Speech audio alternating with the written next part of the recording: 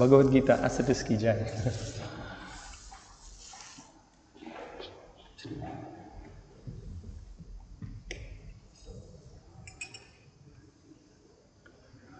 Om Namo Bhagavate Vasudevaya. Om Namo Bhagavate Vasudevaya.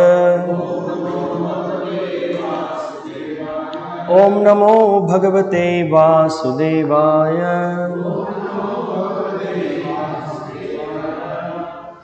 Namo Vishnupadaya Krishna Preshtaya Bhutale Srimate Bhakti Vikasa Swaminiti Namine. Namo Om Vishnupadaya Krishna Preshtaya Bhutale Srimate Bhakti Vedanta Swaminiti Namine. Namaste Saraswate Deve Gauravani Pracharine Nirvishesha Shunyavadi Paschatya Deshatarine. Jaya Shri Krishna Chaitanya Prabhu Nityananda Shri Advaita Gadadhara Srivasadi Gaura Bhakta Vrinda. Hare Krishna Krishna Krishna Hare Hare Hare Rama Rama Rama Hare Hare. Hare Krishna. So we welcome back all the devotees for this discussions on the Bhagavad Gita. Today we are beginning the second chapter. Just before we begin the second chapter, we will try to understand or recollect the situation that Arjuna has put himself into. So Arjuna was very enthusiastic at the beginning to fight. He was very enthusiastic to really help Yudhishthira Maharaj to get to be on the right side of the dharma, and then wanted to get the kingdom and help Yudhishthira Maharaj on that. But now, after having come to this place of Kurukshetra and after having seen all his relatives and his guru and his grandfather, his mind now is changed, and we saw the various reasons that led to the situation. So Arjuna was feeling great compassion due to his soft-heartedness, and he was feeling how I can just fight against my grandfather and how I can fight against my guru and other relatives. Then he felt that what am I going to do with the kingdom that I am going to get? What is the use of this kingdom? Even if someone gives me the 3 worlds, I don't want at the cost of the death of all my relatives. So he was giving the second reason of not wanted to enjoy the kingdom. So he was giving the reason of enjoyment. Then he was also worried about the sinful reactions that he will be incurring. So by killing the superiors and other innocent soul, so I'm going to incur sinful reactions. So that was another concern of Arjuna. And then Arjuna was very much thoughtful. He could see the pros and cons of the war. Very much he was concerned about the destruction of the dynasty. How this entire dynasty will be destroyed, and because of the destruction of the dynasty, then the eternal family traditions will be lost. The religious practice will be lost. The women in the family will become polluted, and as a result of that, there will be Varna Shankara. The children born will be also polluted, and the family traditions and the community projects, everything will be everything will go for a toss. Nothing will flourish. So he was very much concerned about that. And also now in the second chapter, we will see the reasons for Arjuna. Furthermore reasons he is giving. Specifically, he is very indecisive, that we will see. He is very much worried about what to do, how to act. So he is totally confused in the situation. And also yesterday we saw how Arjuna finally, after we are seeing all the great qualities of Arjuna, his soft-heartedness, his generosity, not interested to gain the kingdom. He was ready to just go unarmed, and then better to be, if he felt that better to be killed by my relatives, what is the use of this enjoyment? And we saw further amazing qualities with Arjuna, thinking all the pros and cons of the situation. And so all these qualities, we could see that Arjuna was a fit candidate to receive proper knowledge. That we saw that. Now, here in the second chapter of the Bhagavad Gita, we see it is entitled The Contents of the Gita Summarized. So, in the second chapter, we will see how Arjuna, because of the he is in a dilemma. He came to a situation where whether to fight or not to fight. He is not able to take a decision. He becomes indecisive. We will see in the upcoming verses. As a result of that, still he was interested to know what to do. What should I do in this situation? So there was a need. He felt a need for enlightenment. So he took shelter of Krishna. So that we see here. So he accepted Krishna as the Guru, and we can see Krishna now step by step. So the Lord's instructions actually begins from the second chapter. He gives instructions on what to do in this situation. So the Lord takes up the role of the spiritual master, the Supreme Personality of Godhead, and the Lord also he refutes all the arguments that Arjuna has come up with. You know, whatever arguments Arjuna had posed based on logic, based on scriptures, everything systematically Krishna now dismantles it. So that we will see in these upcoming chapters. And one other thing to remember. So what is it? We will also, as we go through the chapters, we will also see the links between the chapters. So what is the link between the first chapter and the second chapter is that Arjuna is already indecisive, he is already confused, he already gave up the Gandiva, and now we can see in the first 5-6 verses that Arjuna will be he shows further symptoms of being bewildered, does not know what to do. So that we are going to see. So also we request you that before even you read the chapter, you go through the entire translation once, just the translations of the verse, so that you will have some idea how this chapter is flowing. You will see, and also you will be able to see the divisions that we have for every chapter. Now divisions there can be some differences, and then, like, you know, one may look at certain division from one angle and another one from another angle. So but there are basically certain verses fit into one category. So that's what we have done, that's what the division shows. So now we can see here in this chapter, so Arjuna's further reasons not to fight will be in the first 7 verses, and specifically again he reminds himself of the sinful reaction that he is going to acquire and the indecision that he will very clearly show that he is very indecisive. Then Arjuna accepts Krishna as his Guru, verses from 7 to 10, we will see that. Then in this chapter, as we discussed, that Prabhupada also, in the book, you can see in the contents very nicely it's explained that Krishna explains Arjuna the fundamental distinction between the temporary material body and the external spiritual soul. So this knowledge of the difference between the body and soul in details is discussed. So this is the Sankhya Yoga. Krishna speaks about this from verses 11 to 37. Basically Krishna is giving knowledge to see things in proper perspective, to exactly know what is reality. And Krishna says, by getting this knowledge, you act, do your duty based on the knowledge that you have derived. Whatever that we have gained now you act, you fight. We will see every time Krishna is pushing, he gives instructions, and every time the conclusion is you have to fight. This Krishna is, you can see Krishna will be stressing that Arjuna, you have to fight. For this reason you have to fight. For this reason you have to fight. So that's the bottom line. Now, and then further instructions Krishna gives from verses 38 to 72 called Buddhi Yoga, and you will also see the specifically within that instruction of Buddhi Yoga, or sometimes it can be called as devotional service as well. Krishna speaks about the characteristics of one practicing the devotional service. I also got a question in between about what are the characteristics of Sthita Prajna. So I am not sure who asked that question. We will be seeing in detail how does he sit, how does he walk, how does he speak, how does he respond to various situations. Everything we will see in details.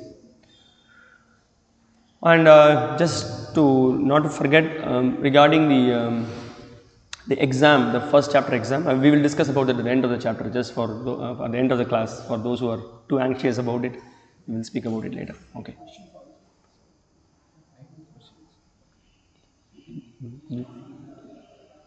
We will see because So, Hare Krishna. Text 1. Sanjay uvacha tam tata kripaya vishtam ashrupurna kulekshanam vishidhantamidam vakyam uvacha madhusudanaha. Sanjaya said, seeing Arjuna full of compassion, his mind depressed, his eyes full of tears, Madhusudana, Krishna spoke the following words.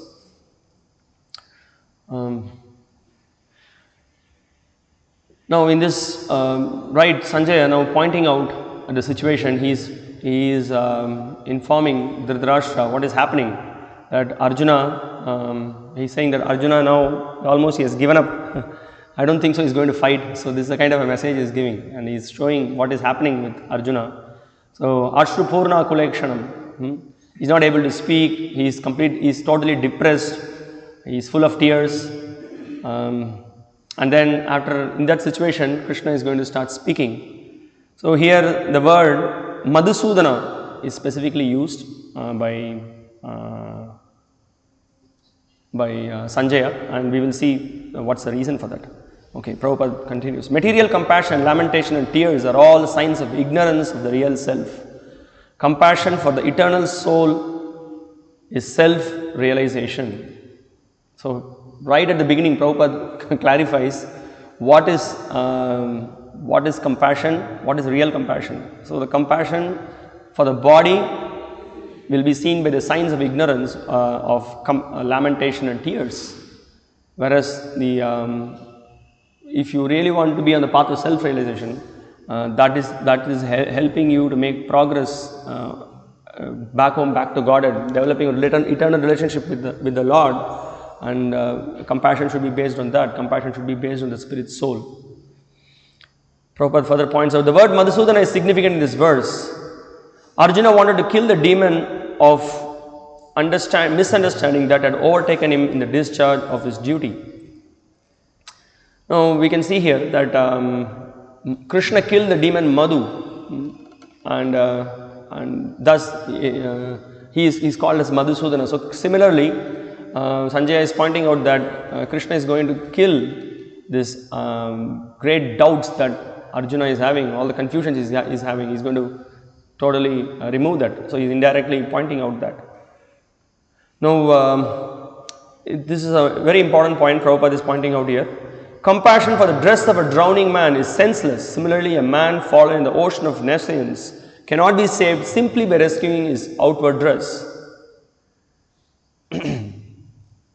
And also, Prabhupada gives a wonderful analogy for that. So, you will see that as well. Now, Prabhupada, so this is the point, we need to, the very basic teaching of the Bhagavad Gita, as it is going to unfold further, that we are not this body, we are a spirit soul. We are different from this body. So, we don't hanker for the body, we don't hanker for the bodily needs.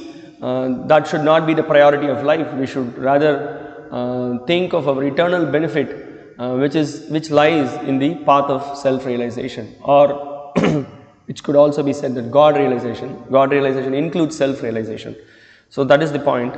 Now Prabhupada, he further points out in the purport, so that is why we have the message of the Bhagavad Gita, dissipate the lamentation of the ignorant man, and for this purpose the Bhagavad Gita was sung by him. Now Prabhupada in this purport also points out what this chapter is speaking about. Analytical study of the material body and the spirit soul, as explained the supreme authority Lord Sri Krishna. So that is the point. So Krishna begins to give the most basic and the important knowledge, wherein we are different from the body, we are spirit soul, and how by the loss of the body, actually there is no loss for the eternal soul. So he gives this basic understanding, so that we should understand that he is speaking. Now as it is indicated here, we can see from Srila Baladev Vidyabhushan Prabhu's commentary also, that Madhusudana indicates that Krishna, because of being possessed of sweetness, Madhu, would destroy the lamentation Sudana of Arjuna. So this is the point. So Krishna is going to remove all the ignorance, so that's the beauty.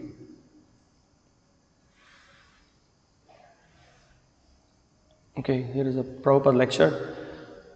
Krishna is described here as Madhusudana, the killer of the demon Madhu Kaitaba Ari. So Arjuna was attacked by a demon of forgetting his duty, being too much afflicted by bodily relationship. This is our position. In the material world, we are so much attached to this bodily relationship that it is to be considered just like we are ghostly haunted. Pishachi paile jena matta chanahai, maya grasta jiverahai se bhava udai. Maya means illusion, hallucination. So, we are in this material world, we are all illusion, means accepting something as fact which is not. Something, just like in dream, we see sometimes I am attacked with a tiger, my head is being cut off. So many things. So actually there is no tiger, my head is not being cut off. But still I am crying, oh here is a tiger, here is a tiger. So our attachment for this world is like that, it is illusion. I am thinking that without me everything will be spoiled, my presence is required, and so on and so on and so on. So this is what actually Bhagavad Gita is helping us. It is helping us from being in dreamy state. It helps us, the knowledge of the Bhagavad Gita helps us to come to the wakeful state, to be awakened from the slumber of illusion, from the slumber of ignorance.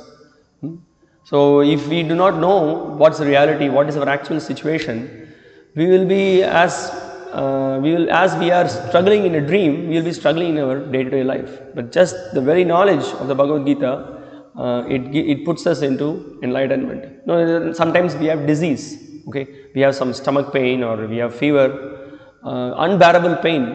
Okay, now what someone is doing, he takes us to the hospital or he takes us to the doctor.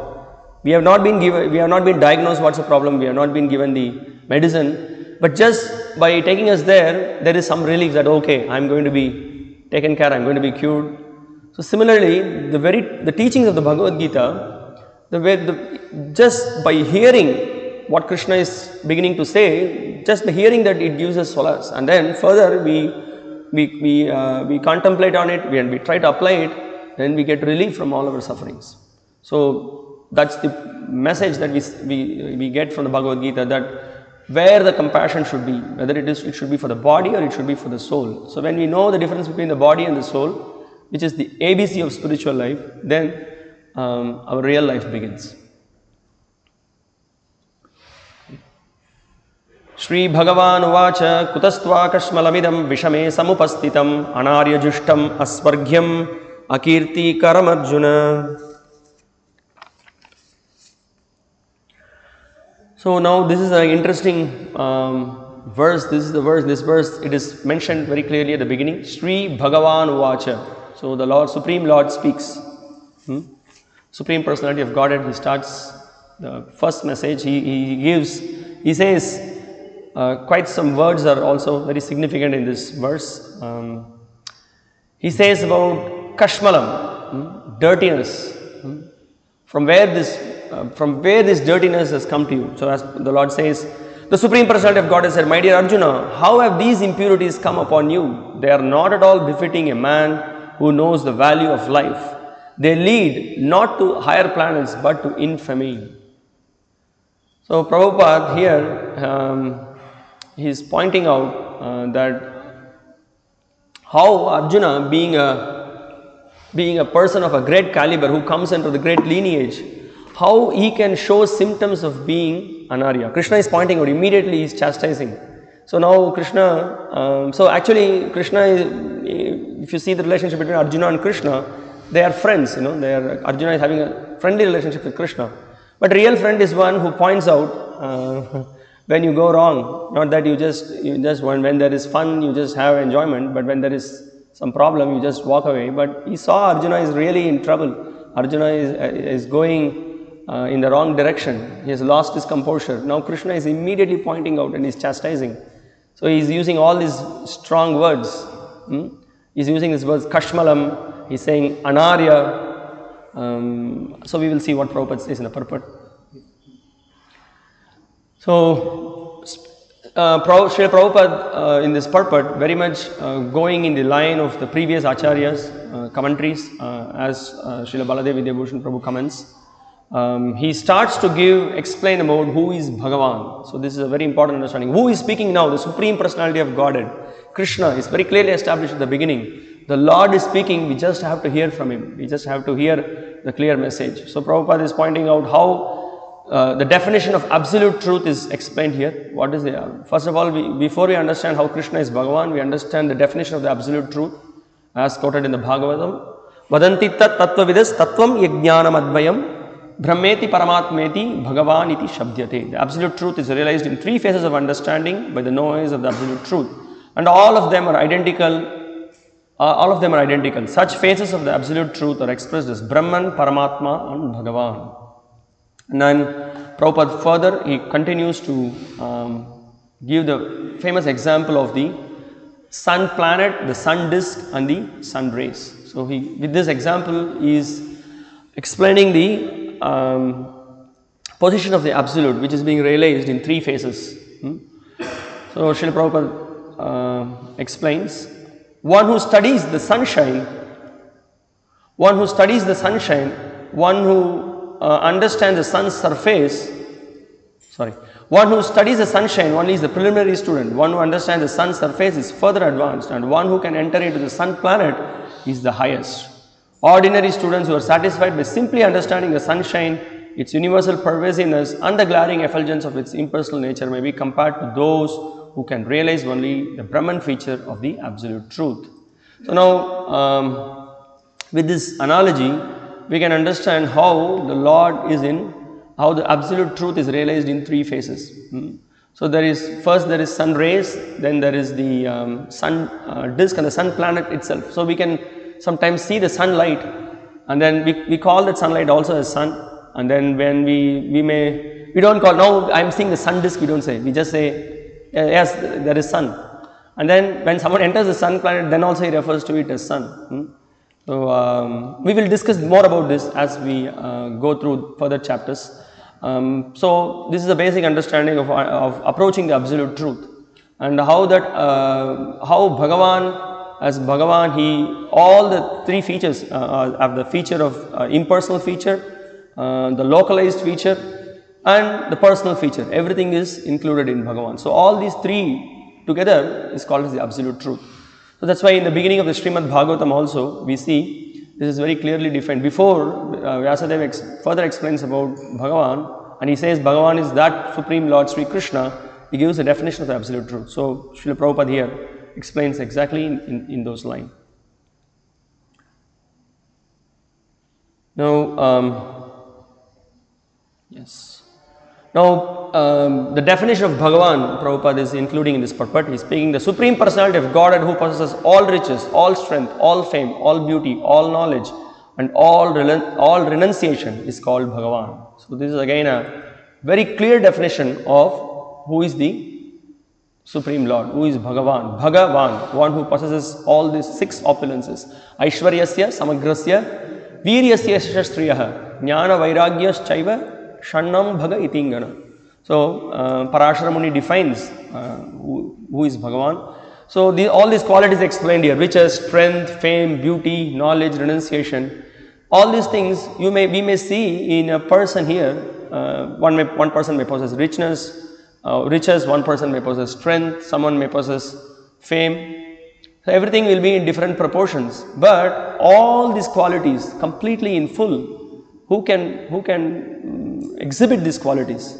So he is considered to be Bhagavan. So that is the Supreme Lord, that is the Supreme Personality of Godhead, that is Krishna. And Prabhupada is citing various references to substantiate this statement, that how Krishna is that Supreme Personality of Godhead. We can see here Prabhupada is quoting from the Brahma Samhita, how Krishna is the Supreme Lord, and also we can see here, whenever we want to establish that Krishna is the Supreme Personality of Godhead, we have the evidence from Bhagavad Gita itself, where there are several verses which speaks about how Krishna is the Supreme Personality of Godhead, and also the supporting scriptures we can explain from, as we hear Prabhupada is quoting from Brahma Samhita, Lord Brahma himself seeing directly the Supreme Lord, and he is glorifying the Lord as Ishvara Parama Krishna Sachidananda Vigraha Anadiradir Govinda Sarvakarana Karanam. The Lord is the cause of all the causes. He is full of eternity, knowledge and bliss. And who is that Supreme Lord? He is the primeval Govinda. Krishna is being pointed out as the Supreme Lord. Now further to substantiate it, now the Bhagavatam also very clearly establishes the how Krishna is the cause of all causes and he is the source of all other incarnations as well. That is also explained. That also Prabhupada points out in the purport. We can see here. Ete chamsa kalapumsa Krishnastu Bhagavan Swayam Indrari Vyakulam Lokam Mridayanti Yuge Yuge. Good to learn these verses, specifically in preaching. It's very helpful and it gives a very strong evidence that how Bhagavatam establishes that Krishna is the Supreme Personality of Godhead. He is called the Avatari. From him, all the avatars emanate. So that is being established. So now, after establishing Krishna's supremacy, now Prabhupada is pointing out that how Krishna is surprised with Arjuna's reaction. So he is asking, Krishna expressed his surprise with the word Kutaha, where from such impurities were never expected from a person belonging to the civilized class of men known as Aryans.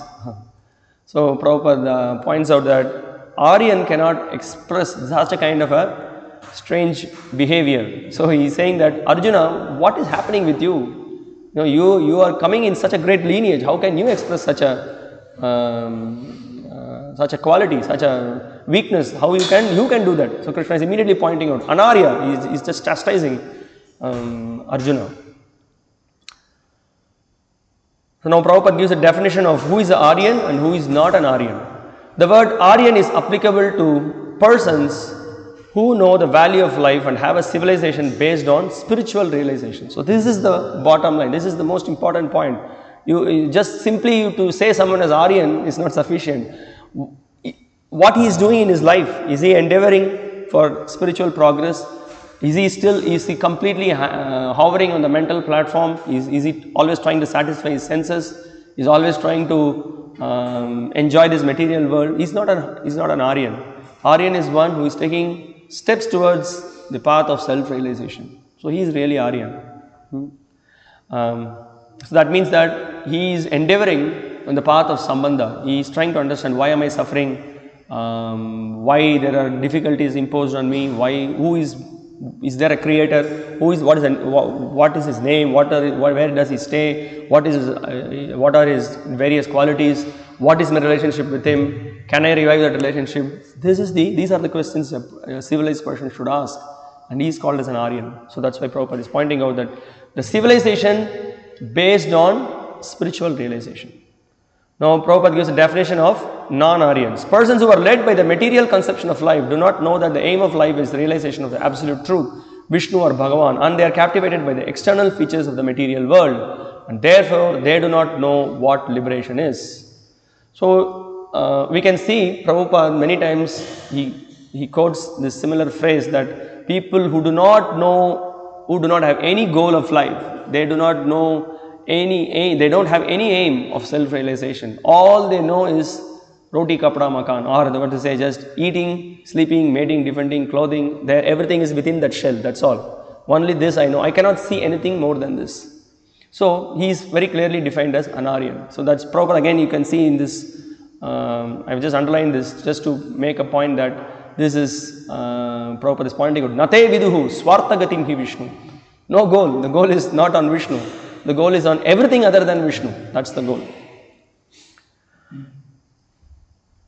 Persons who have no knowledge of liberation from material bondage are called non-Aryans. Although Arjuna was a Kshatriya, he was deviating from his prescribed duties by declining to fight. This act of cowardice is described as befitting the non-Aryans. Such deviation from duty does not help one in the progress of spiritual life. So that's the very strong point Prabhupada is pointing. Immediately Krishna is pointing out that you cannot exhibit this cowardice. You are a person of great caliber. You are coming in a great lineage, great heritage you are bringing in. So how can you show this quality?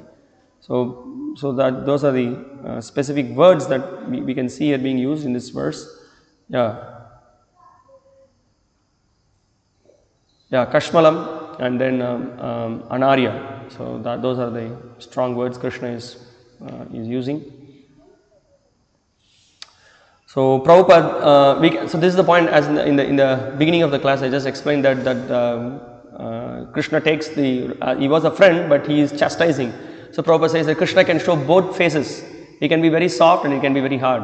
Vajrad api katora kusumat api kamala. Softer than the flower and harder than the thunderbolt. Two sides. When Krishna is strict, he is harder than the thunderbolt. And when he is soft, he is softer than the flower. These two examples are given. Vajrad api katora, kusumat api kamala. So Krishna is not lenient or his friend or to his devotee, because that leniency will not help him. Sometimes he appears to be very hard for the devotee, but he is not hard. Just like father sometimes becomes very strict. That is good. That will be proved how Krishna's hardness will prove his salvation. At the end, Arjuna will admit, by your mercy, my illusion is now over. So this hardness, when we see with Krishna and his representatives, we should immediately understand that that is for our benefit. So that will be good for us. Okay, this is again an interesting quote which I would definitely like to read. Therefore, the so-called good men of this world who are engaged in so many welfare activities, humanitarian activities, by mental concoction, they may be all foolish activities in the estimation of the Supreme Personality of Godhead. They are very much puffed up that we are doing this, opening hospital and school, and philanthropism, nationalism. Is there any such thing in the Bhagavad Gita? Is there any advice that you open hospital, school and do this philanthropic work? No. So this is the point we can see, because immediately Krishna is pointing out about the difference between the body and soul, and then showing us what is real compassion. So we will discuss more about that as in the upcoming verses. In this particular lecture, Prabhupada is pointing out that. So we should know, once we get this basic knowledge from the Bhagavad Gita, we should clearly know what is real compassion and what is false compassion. We should be aware of that. Okay.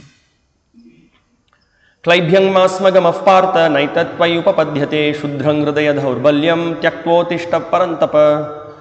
Now here again Krishna is continuing with further strong words. He is calling Arjuna Klaibhyam. Klaibhyam means you have become impotent. It's very strong, Arjuna is such a powerful warrior. He's saying, what is happening with you? You have become impotent. Then he is saying that Hridaya Dhaurbalyam, word is also being used, weakness of heart. Then, so he's saying that Parantyak Uttishta, come on, wake up. Now enough of your being in slumber. Okay, now the translation goes like this. O son of Pritha, do not yield to this degrading impotence. It does not become you. Give up such petty weakness of heart and arise, O chastiser of the enemy. So, now, as Prabhupada points out that as you have taken a responsibility. You are playing a role of a Kshatriya. Then you should act as a Kshatriya, and not that you should just be a Kshatriya only in the name. Similarly, Prabhupada points out that if you act impiously, then you cannot really be a Brahmana. You will just be a Brahmana in name. So then you will. Prabhupada points out that you are unworthy. You don't really claim the heritage of being the proper Kshatriya. And Prabhupada also further points out in the purport, he says that by not fighting in this battle, by abandoning the battle, Prabhupada says, if Arjuna abandoned the battle, he would be committing an infamous act. So that this is not, because Akirti, he is not going to give you Kirti, he is not going to give you fame, but rather you are going to become very infamous, because this quality of cowardness does not belong to you. So Krishna is reminding him about that. Further, Prabhupada points out, Arjuna might argue that he would give up the battle on the grounds of his magnanimous attitude of the most respectable Bhishma and his relatives, but Krishna considered that sort of magnanimity were weakness of heart. Such false magnanimity was not approved by any authority. Therefore, such magnanimity or so-called non-violence should be given up by persons like Arjuna under the direct guidance of Krishna. Now, why he is calling it as false magnanimity? Why Prabhupada is pointing out? He is defeating this idea of Arjuna that I should not engage in violence. I should here exhibit the quality of ahimsa, ahimsa paramo dharmo. So he was trying to quote such kind of verses. Now Krishna is going to give reasons what is wrong in that. So we will see in these upcoming verses.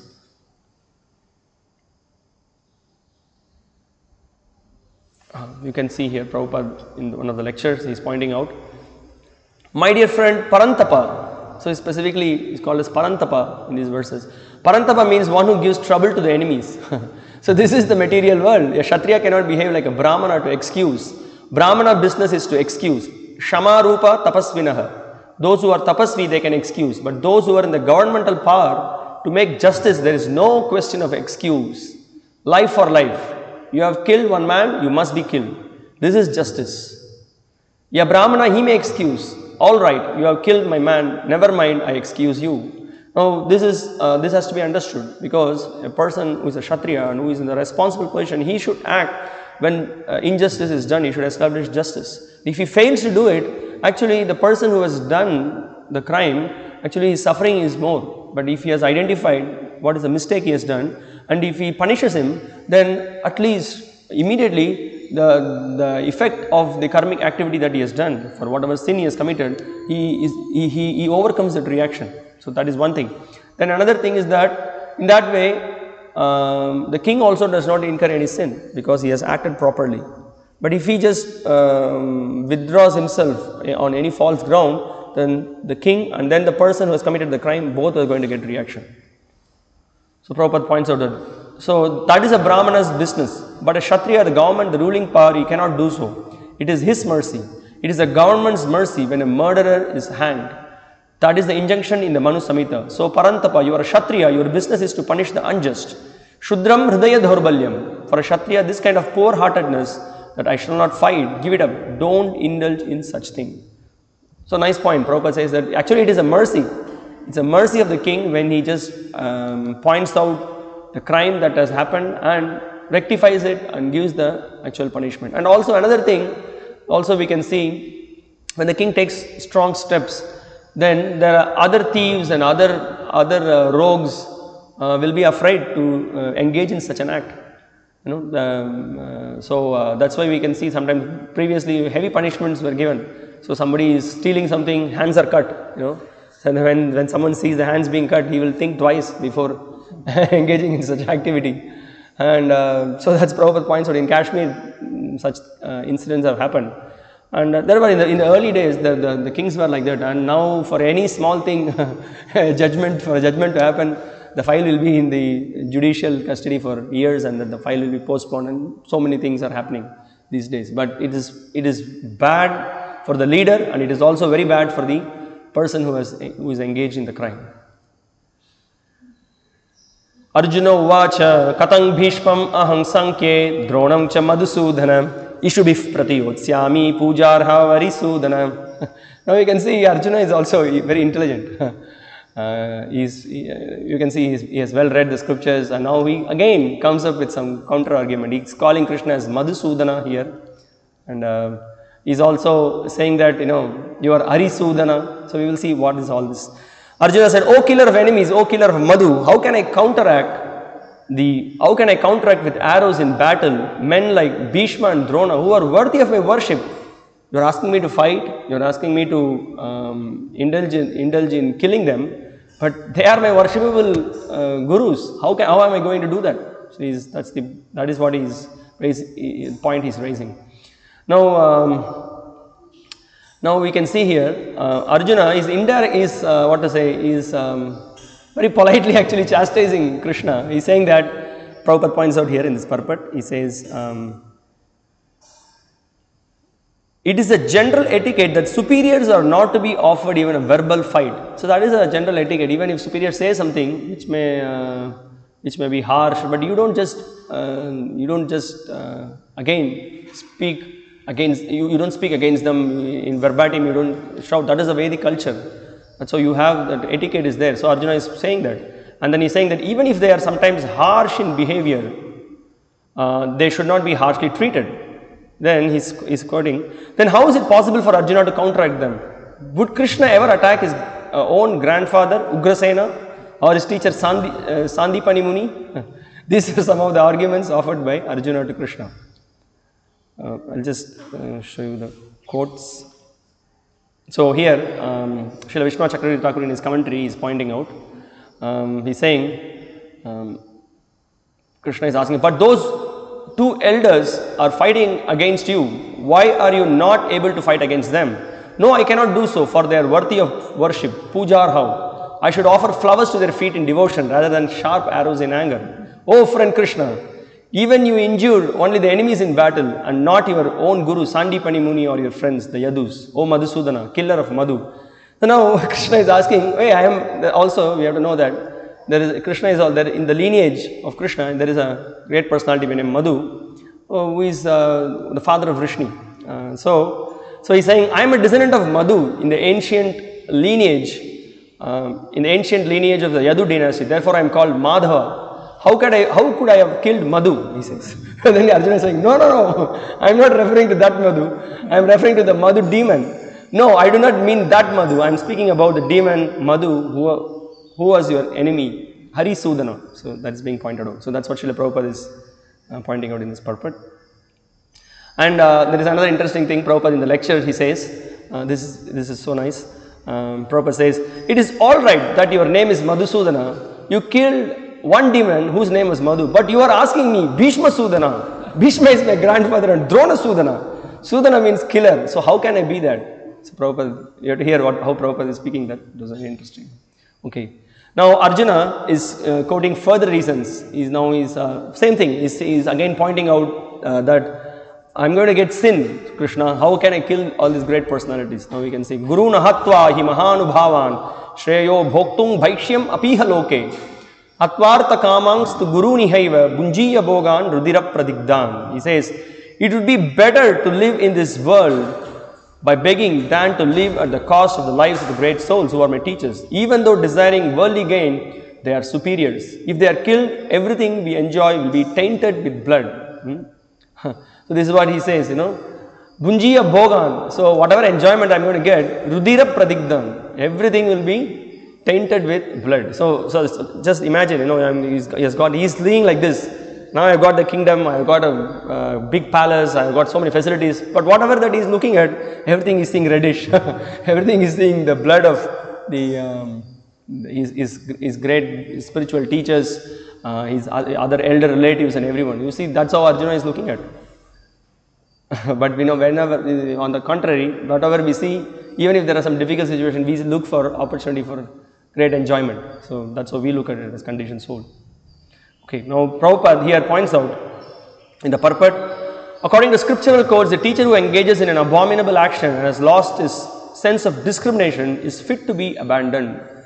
Now this is what is the point to be understood. When the spiritual teacher, when he is actually not acting properly, when he has lost, when he has gone astray, when he has gone deviated from the path of dharma, then he has to be rejected. So that instruction should be followed. We cannot be sentimental.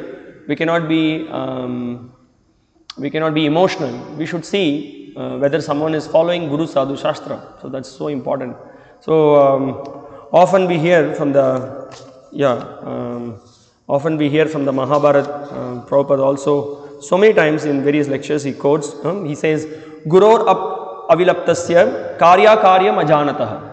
So when utpatta pratipannasya parityaga vidiyate. So this is often Prabhupada gives this refutation that when a guru he deviates, when he has deviated from the path of dharma, then he has to be rejected. So the point is that he may be a guru, he might have done great activities, but if he has now deviated from philosophically, he is not following the principles, then we may respectfully not hear from him, we may not associate with him, and then we should hear from those who are in proper standing. So that should be the stand. Now that there is one so-called guru here who is neither he is eternal nor he gives any bliss by associating with him. So-called guru is there in wandering around Bangalore and Salem. So when everything came out very clearly about how he is completely transgressed dharma, apart from whatever he used to blabber, and also people saw that how he has misbehaved. Still there are some so-called followers, they even after hearing, even after seeing, they don't reject him, rather they just out of sentiment doing puja to him, having garlands and like that. So this is the one amazing thing that we learn from the Bhagavad Gita, that Bhagavad Gita teaches us not to be emotional, it is teaching us to be very sensitive and to be properly situated to see what is sat, what is asat, what is right, what is wrong, and we should act based on the scriptural injunctions. Our act should be based on Guru, Sadhu and Shastra, not whimsically based on some emotions or sentiments. That has to be understood.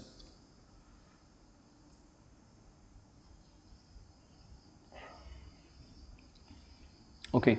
Now, Srila Baladev Vidyabhushan Prabhu in the commentary is pointing out that Arjuna is speaking like this because Arjuna is continuing to accept them as gurus only. Even after, actually we could see also the reason that Bhishma was on the side of Duryodhana, when Duryodhana totally is in the path of adharma, and Dronacharya is also along with Duryodhana, but he has not come to the side of Krishna, so he is on the path of adharma. So Arjuna should immediately understand and he should act, but since Arjuna cannot give up that attachment that he has for his guru and to his teacher and to his grandfather Bhishma, so that is why he is continuing to give all these reasons. That is why he is become indecisive. Okay, go to text 6. Nor do we know which is better, conquering them or being conquered by them. If we kill the sons of Dhritarashtra, we should not care to live, yet they are now standing before us on the battlefield. Now again we can see here the indecision, he's become indecisive. So that's why we have put the point indecision. Now Arjuna, now after having explained the situation that he does not want this kingdom, he does not want to cause any harm to their teachers. Now he is saying that now I am now confused, I do not know whether to fight or not to fight. Prabhupada points out in the purport, so he points out two pros and cons. If he fights, what will happen? If he fights, what is not going to happen? He says that if he did not conquer the enemy, begging would be his only means of subsistence, nor was there certainty of victory, because either side might emerge victorious. Even if victory awaited them, still if the sons of Dhritarashtra died in the battle, it would be very difficult to live in their absence. Under the circumstances, that would be another kind of defeat for them. So this is the point, that Arjuna is ready to even beg. But we can see actually the quality of the Kshatriyas, they will never beg, they will never go and ask anyone. So that's their nature, their innate nature. So even we can see when we were discussing about this incident of when Draupadi wanted this 1000-petal lotus. When Bhima went to take that lotus, actually if you see in that lake, not everybody, it's a very celestial place, not everyone can have the opportunity to go to that place. So, but Bhima was very powerful, he could go there, and before even fetching the flower, the yakshas and other servants of Kuveras used to ask him, instruct him, you should get permission from Kuvera, you should ask him, Bhima will not listen to any of these things, he will just go and then take it. So, Kshatriya's natures are like that, they don't want to beg for anything, so they just acquire. So that we can see, and we can see the quality of Arjuna here. He just went 180-degree opposite. He says that I will beg, I will just give up everything. So he was in that mood. So that is being pointed out here. Now that is also another aspect of the quality that we could see. Prabhupada is pointing out in the purport. He is saying that all these considerations by Arjuna definitely proved that not only was he a great devotee of the Lord, but he was also highly enlightened and had complete control over his mind and senses. So this is another angle we can see. So Arjuna, he is so sober-minded, he could see the pros and cons. He is not so selfish. What is it that I am going to get? What is it that immediate benefit I am going to get? He is seeing what will be the consequences. Like in the first chapter we saw various reasons. From that angle if you see, Arjuna is all qualified. He is using his rational to see what is to be done, what is not to be done. So Prabhupada is pointing out in the purport, he was truly virtuous as these qualities combined with the faith in the words of instruction of Sri Krishna, his spiritual master, indicate. So Prabhupada points out, it is concluded that Arjuna was quite fit for liberation. Unless the senses are controlled, there is no chance of elevation to the platform of knowledge, and without knowledge and devotion, there is no chance of liberation. Arjuna was competent in all these attributes over and above his enormous attributes in his material relationships. There are so many descriptions that is there in Mahabharata, and throughout the life of Arjuna you can see how he was so sense controlled, how he is so sober. You know, there are several incidents we can see when he was with Indra, you know, when I think Urvashi approached him, right? So he was not just like that, he saw her as the mother. We can see when he was in the, when he was teaching dancing, also you could see he exhibited, he said that who was that, Ulupi? So he told her that you are like my student, I cannot marry you, maybe I can marry my son. So like that, you know, Arjuna was very sober and very peaceful and very sense controlled. So here Prabhupada is pointing out that all these qualifications showed that Arjuna is fit enough to receive the knowledge. That's what Prabhupada is pointing out. So now this is a very important verse to memorize. Now Arjuna's acceptance of Krishna as his guru. Here we can see the Bhagavad Gita is opening up further. Arjuna so far has been in friendly relationship with Krishna. Now here there is a big turn of event that is happening. Arjuna totally gives up himself, you know, he just surrenders to Krishna and he shows his pitiable situation. Karpanya dosho pahata svabhava prichami tvam dharma samuda cheta yachveyasyan nishchitang bruhitan me shishyasteham shadimang tvang prapannam. Now I am confused about my duty and I have lost all composure because of miserly weakness. In this connection, I am asking you to tell me for certain what is best for me. Now I am your disciple and a soul surrendered unto you. Please instruct me. Now Arjuna is doing the right thing. He is saying that I am completely confused, I have lost myself, and please accept me as your disciple, and you please guide me now, you give me instruction. So this is an important phase. Now Prabhupada is in this purport, he is very much addressing how every one of us in this material world, we are all actually in a perplexed state, we are all in a difficult state, we need help, we need guidance. We may claim ourselves to be, we are independent, we can solve the problem, we can do this, we can do that, but we can see that in reality what is happening, what a big mess is happening in the modern days. We are trying to find solutions, our solutions are always problematic. Now we will see how nicely Prabhupada is explaining here. We'll go through this purport. Prabhupada is pointing out, by nature's own way, the complete system of material activities is a source of perplexity for everyone. In every step there is perplexity, and therefore it behooves one to approach a bona fide spiritual master who can give one proper guidance for executing the purpose of life. Now when we say perplexity here, even materially speaking, there are many times we do not know what to do, whether to go left or go right, where to go. For even some simple things also, we try to take guidance from someone. We ask someone. For example, I want to go from here to the Kalyan Jewellers in the 5 roads. Okay, I am new to this place, someone has told me to go there. Then obviously we know nowadays we have sophisticated gadgets, we have Google, we have the GPS, everything it takes. But now in normal terms, we ask someone, we ask for help, we ask for some guidance, right? So here, because we do not know what to do, so we have to obviously take guidance from someone. So Prabhupada specifically is pointing out, in this material world, we are actually suffering and struggling. There are so many difficulties which are imposed on us. There are so many problems that are imposed on us. We don't ask for it. It naturally, the very nature of the material world is like this. We discussed before. We have the Adhyatmika Klesha, Adhibhautika Klesha, Adhidhaivika Klesha. We don't go and ask for it. It just comes. It is just the natural flow here in this material world. Why it is like that? That's how the material world is designed. The material world is a place not for enjoyment.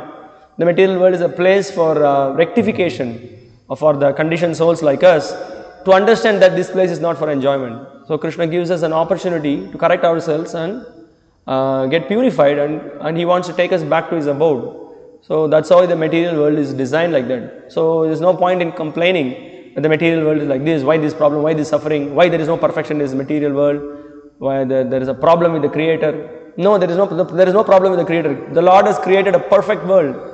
That is Vaikuntha, that is his abode. But this place, specifically, there are problems. This place is full of suffering, so that we will come to our senses. Uttishto, Jagrata Prapya, Varannibodha.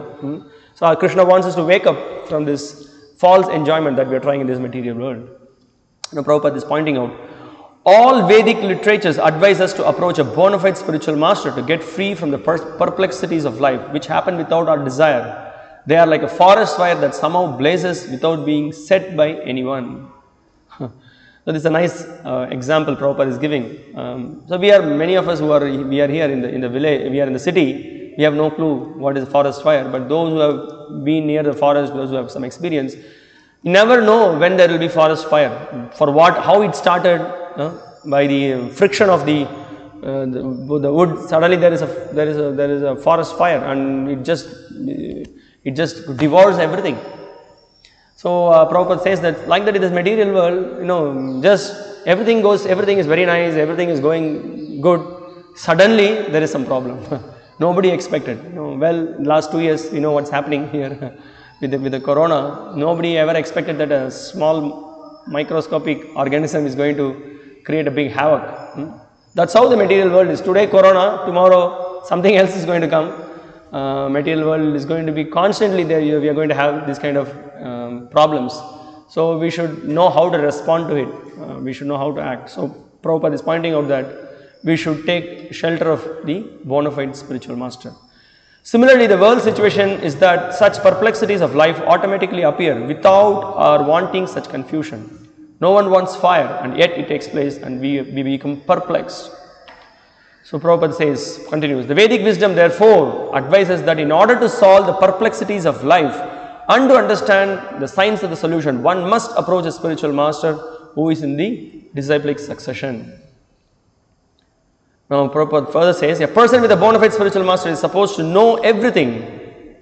One should not therefore remain in material perplexities but should approach a spiritual master. This is the purport of this verse. Now this should be properly understood. So here first thing Prabhupada says, approach a bona fide spiritual master because he has a solution, he can solve the perplexities of life. That's the first point. Then Prabhupada says, this bona fide spiritual master, he knows everything. So what does it mean? So we have to understand it properly. There was once His Holiness Jayadvaita Swami there was a conversation. He was asking Prabhupada so what does Guru, he knows everything, what does it mean? So Guru knows everything, it means that he knows the purpose behind everything. He knows for what reason everything is existing. So we should not think Guru to be like, the scriptures explain Guru is as good as Krishna. Shakshad Haritvena Samasta Shastrair. Uktas tatabhav yatayeva sadbihi. So he has to be respected as good as Hari. He is respected as good as the Supreme Lord. Krishna also says that he is non-different. If someone sees the Guru to be different from me, that is not the proper vision. All these advice are given. At the same time, we should understand that he is not the Supreme Personality of Godhead. It's not that he knows. For example, I think this was a discussion that they had. There is a woolen cap, So not that the Guru may not know how to stitch the woolen cap, he may not know, but he knows the purpose behind it. It's very cold now, wear the woolen cap. So for various, for example, someone is, so we have, there is, someone knows, let's say how to handle the construction is going on, there is different tools, machine, he knows how to fix it, he knows how to use it, if there is some screw has gone, how to fix it, how to put it. But if he does not know actually how to using the machine, how to really carve, what should be done, that's not the real purpose of what is the use of knowing the intricacies of the machine, but you do not know how to use the machine in reality. So like that, Guru knows exactly what is the reason behind everything that is existing. He knows that what is the real goal of life. He knows that what is our real position, why we are suffering in this material world, what is our connection with the Lord, how we have to surrender and serve. So this Guru knows very clearly, he is very clear about it. So that is what here when Prabhupada says that a spiritual master is supposed to know everything. Yes, he knows everything because he knows Krishna. Because you know Krishna, so he knows everything. So that has to be understood properly. So we should have faith in the words of the spiritual master because he follows the instruction of the previous spiritual masters. And the previous spiritual master, the entire parampara follows Guru Sadhu Shastra. So we should have faith and we should take shelter of a Guru and we should surrender to him and serve him. Now this has to be understood. So we have suffering in this material world, and if we are really intelligent, then we should ask the question, why am I suffering? Where I can get the answers for this suffering? So who can guide me? Why I am not interested to die, I am not interested to be born, I am not interested to become old, I am not interested to get disease, but these are some things which are imposed on us. So that's why we can see Prabhupada often he just in his conversations, in his lectures, this very important point he bangs on it. He says that we are being controlled. So all this idea of not to hear from anyone, the new age thinking, in being independently thoughtful, everything it goes for a toss when we are in great difficulty.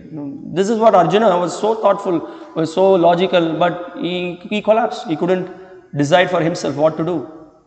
So this is what is very much being referred to here as the perplexity. So that should be understood. Now Prabhupada further points out in this purport that a miser is a person, is called as Kripana, who is a man in material perplexities. It is he who does not understand the problems of life. He is a miserly man who does not solve the problems of life as a human and who quits the world like the cats and dogs without understanding the self-realization. It's a nice definition Prabhupada gives about Kripanaha, who is a miser. So leading life without any goal, just leading life simply to satisfy the petty senses. So he is called as the Kripanaha, is called as a miser. The reference is from the Shruti, Brihadaranyaka Upanishad is given here. Now on the other hand, Prabhupada gives a definition of who is a Brahmana. On the other hand, there is a Brahmana or he who is intelligent enough to utilize this body to solve all the problems of life. Ya etad aksharam gargi vidit vashmau lokat praitisa brahmanaha. So a Brahmana is one, he is very intelligent to find the solutions for the problems of life. So he takes up to the process of spiritual life. He doesn't simply is wasting his life on eating, sleeping, mating and defending. He knows, why am I suffering?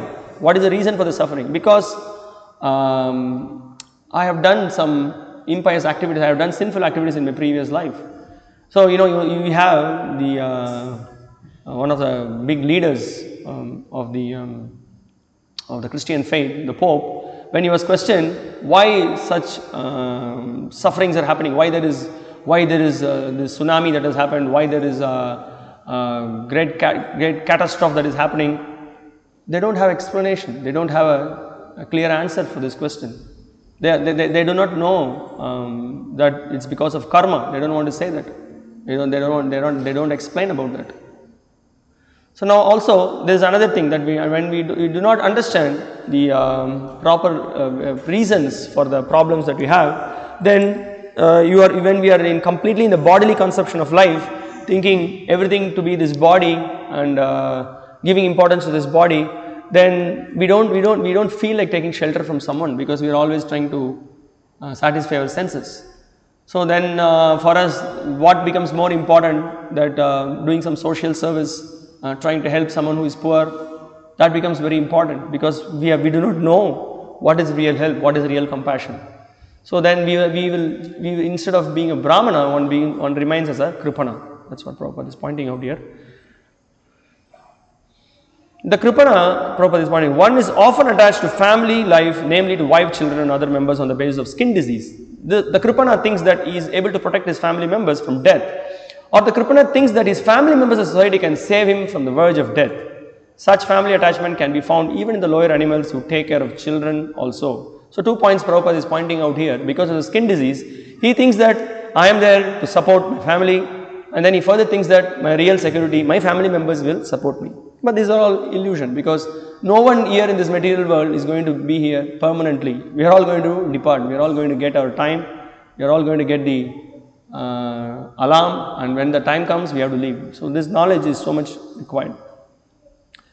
So Prabhupada further points out in this purport. So Arjuna, because of miserly weakness, he is not able to discharge his duty. Now Srila Prabhupada is saying that Arjuna offers himself to Krishna as a disciple. He wants to stop friendly talks. Talks between the master and the disciple are serious, and now Arjuna wants to talk very seriously before the recognized spiritual master. Krishna is therefore the original spiritual master of the science of the Bhagavad Gita, and Arjuna is the first disciple for understanding the Gita. How Arjuna understands the Bhagavad Gita is stated in the Gita itself. So now this is again an important. So you want to get knowledge. Now we should take the subservient position. This is important.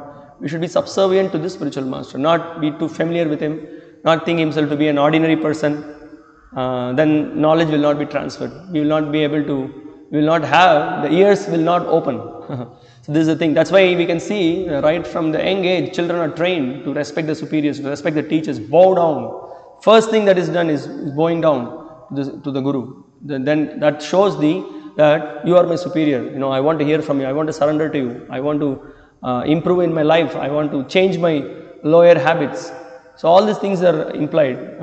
So that is why this here Prabhupada is pointing out that now the discussions are becoming serious. Arjuna is taking a different role. You can see Shadimam Twang Prapannam, he says, Krishna, I am now surrendering to you.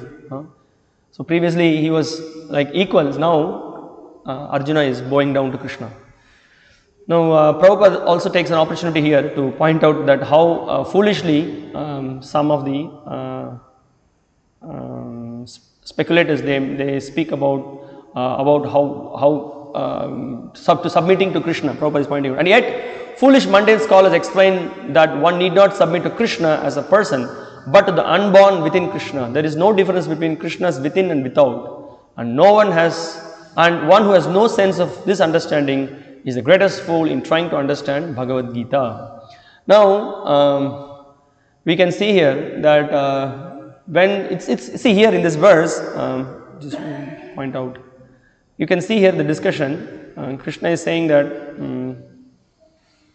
Shishyasteham Shadimang Twang Prapannam. Twang Prapannam means what? I want to surrender to you.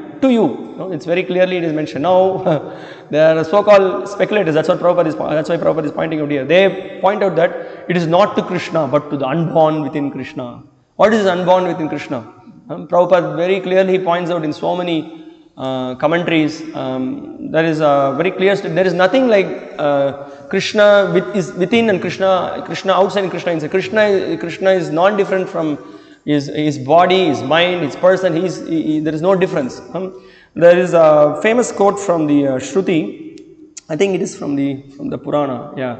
This is the one. It is explained. Dehi deho vibedyoyam na pare vidyate kochit. That is the point. That there is no difference between Krishna's dehi and deha. So this has to be understood. If this is a basic understanding. If someone is not accepting it, he is a big offender. So that should be understood. So that's why here we can see that it is pointed out. And also we can see here Arjuna is accepting Krishna's supremacy. Krishna is the Adi Guru. And we can see Prabhupada often used to quote this verse, Sachidananda Rupaya Krishnaya Klishta Kaline.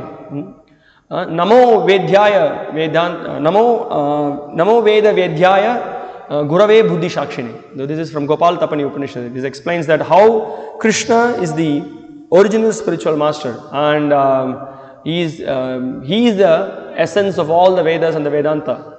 So, and Arjuna recognized it and he surrendered to Krishna. So that is the point here. Now also the acharyas are commenting that here that Krishna is indirectly criticizing. Why are you coming to me, Arjuna?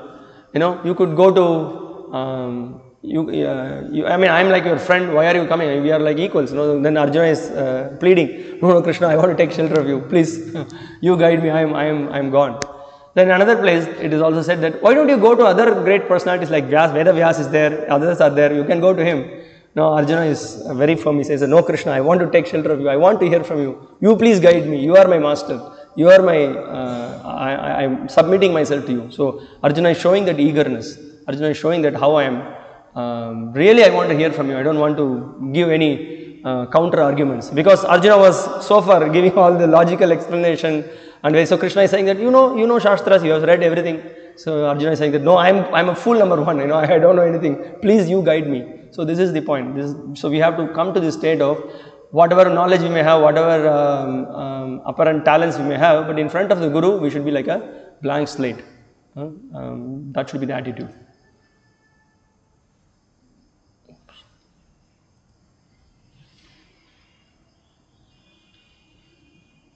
Okay, now Prabhupada, okay, skip some of them.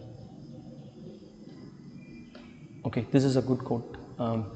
Prabhupada says, so kindly speak to me that. So why shall I speak to you? Here says, here says, Shishyas Teham. Now I am accepting you as my Guru. I become your Shishya. Shishya means whatever you will say, I will accept. That is Shishya. The Shishya word comes from Shash Dhatu. Shash Dhatu, Shastra, Shasana, Shishya. These are from the same root, Shash Dhatu. Shash Dhatu means ruling. So we can rule in various ways. We can be ruled, becoming a Shishya of a proper Guru. That is Shash Dhatu. Or we can be ruled by Shastra, weapon. Just like king has got weapon. If you don't follow the king's instruction or government instruction, then there is police force, military force. That is Shastra. And there is Shastra also. Shastra means book, scripture, just like Bhagavad Gita. Everything is there. So we must be ruled either by Shastra or Guru, or becoming Shishya. Therefore it is said, Shishyas Teham. Very nice. Prabhupada is so much, very nice analyzing that. Better to be ruled by Guru and the scripture and the Vaishnavas. So it's not that, one is becoming a slave. In fact, the very definition of becoming a disciple also says that you should be like, is like a slave. But the modern day people don't understand what was the tradition, how a disciple was so submissive in front of the spiritual master, how even before taking the breakfast or taking any food, without the permission of the spiritual master, he does not do anything. So that was the Vedic culture. He will go, Samit Panhi, he will go and then bring the sticks in the forest, which will be required for the yajna to be performed, and then he will be very humbly, he will wait to hear from the spiritual master, and if sometimes it is said that the spiritual master may forget to give instruction that, okay, now you come for food, so he may fast that day. That was the Vedic culture. Well, we don't have such a heavy demand now.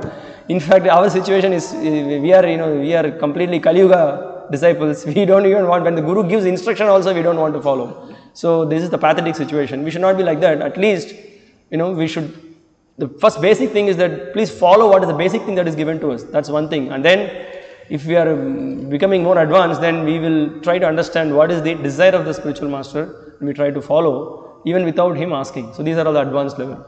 Okay. So let's continue. Now again, this is again Arjuna is speaking. Nahi prapashyami mama panudyad yachokam uchoshanam indriyanam avapya bhumau asapatnam vriddham rajyam suranam apichadipatyam. I can find no means to drive away this grief which is drying up my senses. I will not be able to dispel it even if I win a prosperous, unrivaled kingdom on earth with sovereignty like the demigods in heaven. So now we can see that this is the point Prabhupada is making here, that Arjuna he's had all the talent, all the skills, all the education, all the knowledge of the scriptures, and he was a famous archer, but he just completely, now he says that my senses are drying up, I'm not able to come out of this grief. Krishna, even if I'm going to get all the big kingdom, it's all not going to give me any solution. So please Krishna, you give me solution, you have to help me, I have no other choice.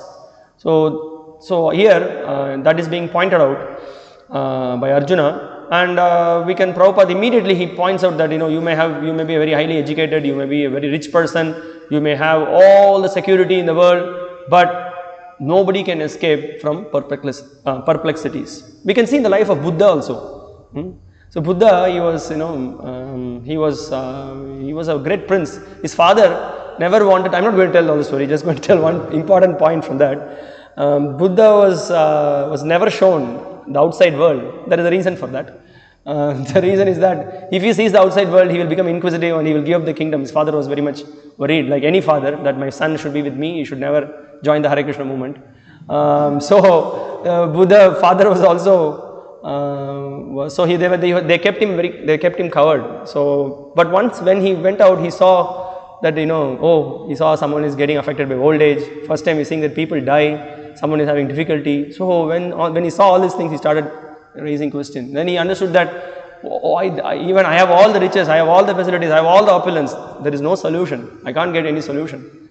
So he became very inquisitive. So that's the point. So whatever riches you may have, whatever facilities you may have, you cannot find solution. So you need to take shelter of Guru, Sadhu and Shastra. So that's the point.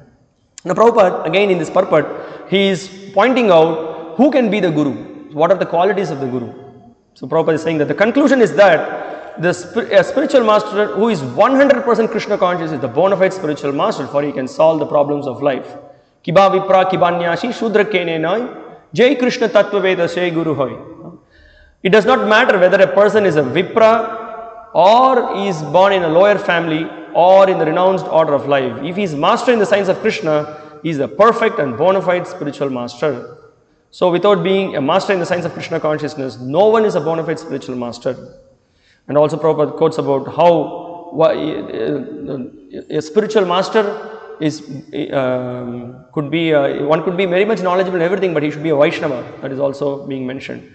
But a person born in a family of a lower caste can become a spiritual master if he is a Vaishnava. Doesn't matter what is one's background. All it matters is how much he is Krishna conscious, how much he surrendered his life, how much he surrendered his life in his in the service of his Guru, how much he has taste for the holy names, how much he has taste for studying scriptures, how much he is bursting with enthusiasm to save the conditioned souls, always coming up with the plan of how to expand this Krishna consciousness movement, how to save the fallen conditioned souls. When we read Nectar of Instruction, we can see these are some of the definitions Prabhupada gives about a pure devotee. So that is what is required. So here Srila Prabhupada is addressing how the quality of a pure guru, what is required to be a guru, and he is also and he says that further Prabhupada in the purport he speaks about that how all these things, all these facilities can never drive away our lamentation. Our lamentation can be driven only by the solution of Krishna consciousness. So Prabhupada concludes the purport by saying that, therefore if you want to curb lamentation for good, then we have to take shelter of Krishna, as Arjuna is seeking to do. So Arjuna asked Krishna to solve his problem definitely, and that is the way of Krishna consciousness.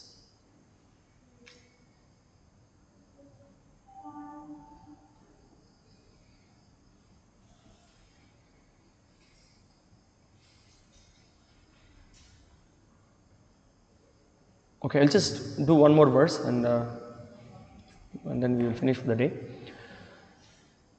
Text 9. Sanjaya said, having spoken thus, Arjuna, chastiser of enemies, told Krishna, Govinda, I shall not fight, and fell silent. Now Sanjaya is pointing out that what is going on there. So he's just to give some confidence for Dhritarashtra, he's speaking that Dhritarashtra must have been glad to understand that Arjuna was not going to fight and was instead leaving the battlefield for the begging profession. But Sanjaya disappointed him again in relating with Arjuna was competent to kill his enemies. So you can see in this verse the word is being used parantapa. So parantapa means the killer of enemies. So indirectly he is pointing out that soon you are going to see Arjuna is going to fight after hearing from Krishna. So that's why he is using this word parantapa. So Prabhupada in the conclusion of the purport is saying, thus Dhritarashtra's joy would be frustrated since Arjuna would be enlightened by Krishna and would fight to the end. So this is the thing. So Dhritarashtra was hopeful. What is happening? What's going on? He was just saying, so Arjuna gave up. So he walked down from the chariot. He wanted to know more. So, but he just with his word parantapa, he's indicating that, see, there is going to be a different result, not as you expected.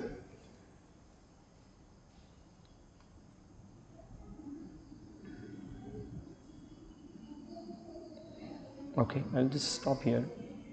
So before we take up questions, I would like to address, yesterday there were so many questions regarding the exam, what it is going to be, what will be the pattern, model paper and this and that. So it's very simple. It's going to be like this. We are going to, so okay, let me first explain you how do you read, how do you go about the exam. Or simple, as you read every day, I am sure some of you are making your own notes. From Prabhupada's, you read the translations, you read the purport, you take out the points, you take out the analogies and write it down, and then so that's how you read. So you just read that, and also we have given you the in the chapter wise, what are the important verses. First chapter we have told you what is the important verse. So there was a question whether there will be shlokas. Yes, in the test there will be shlokas, and you may have to write the shlokas with the translation. Some of you may be will be aware of Devanagari. Then Devanagari means, I mean, please, I would recommend you to write it in English. And some of you may know the diacritics. If you know the diacritics, you can put. If you do not know, fine. At least write the shloka properly and the translation. Another thing is that what is it that when the questions are asked, it depends on the chapter. There could be simple questions. It will be simple questions from the chapter. You could just answer it in one line. You could answer it in 2 lines. Some question you may have to answer 3 lines, 4 lines. But I would humbly request you, please don't write essays. Now I know you are very well learned. You know the scriptures. You know so many shlokas. But this is also another thing which we will see, this you please stick to the points. Now a question is asked, think about the question and try to pin it down exactly what is expected in the answer. Now some question is being asked. Now you don't have to repeat the question. Now the same question you repeat and then fill up some page like you write in exams. So we all have gone through that. It's not required to be done. Now you just write the answer, 2-point answer, just put those 2 points, that is enough. Now you don't have to do underline and use a sketch pen and orange color, red color, not required. But at least it should be legible. That is humbly we request. We have corrected quite some papers. Even if you use different, whatever microscope, whatever telescope, whatever you bring in, sometimes you will never be able to read the papers. At least let it be legible. So that we request. Some of you may ask the question, can I answer it in the computer? Well, you can. And as we, for those devotees who are online, we would recommend you better you write it. That's the best thing. And yes, then what else? Questions I had on this. So what will be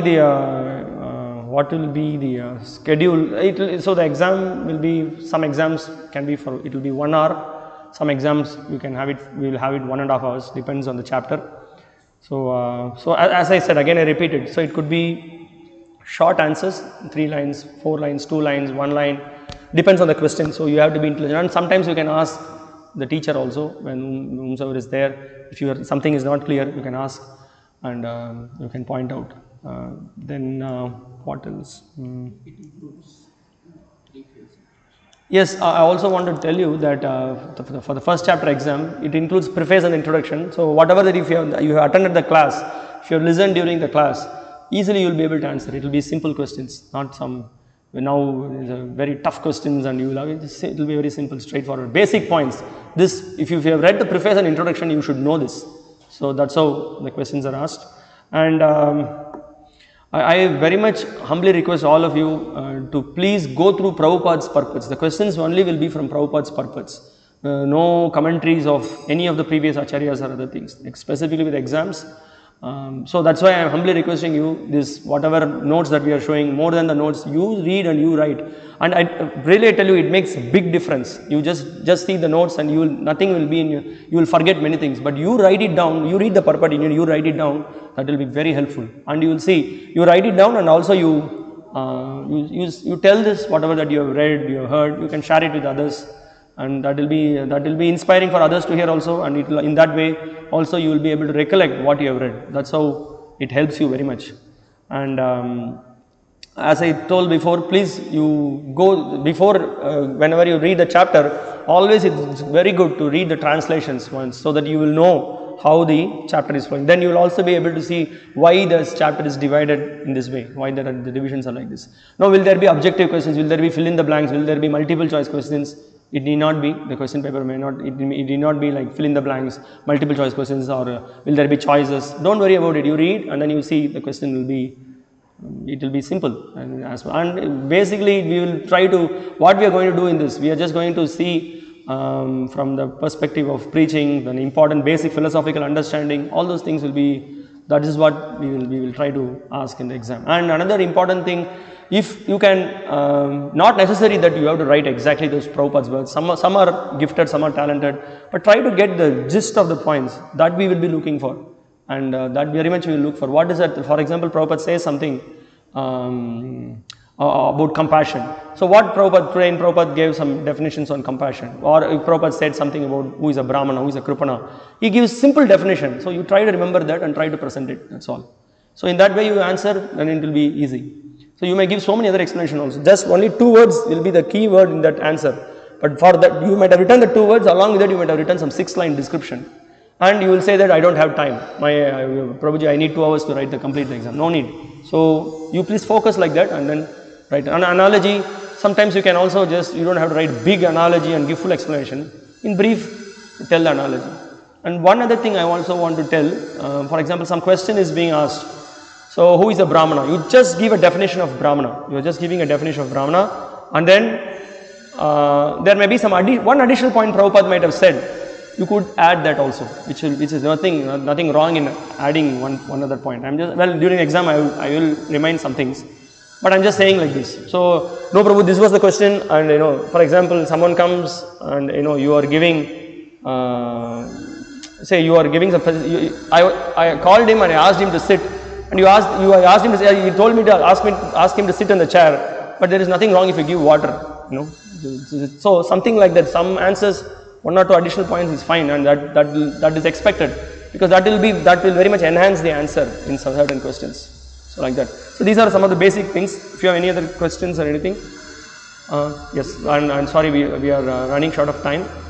Exam time, I think 4:30 to 5:30 for the devotees who are attending the class here in the temple, and 7 to 8 for the devotees who are going to attend through online.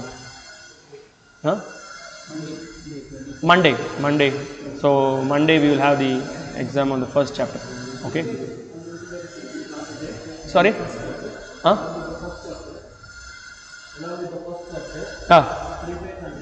Yes, preface and introduction. Yes.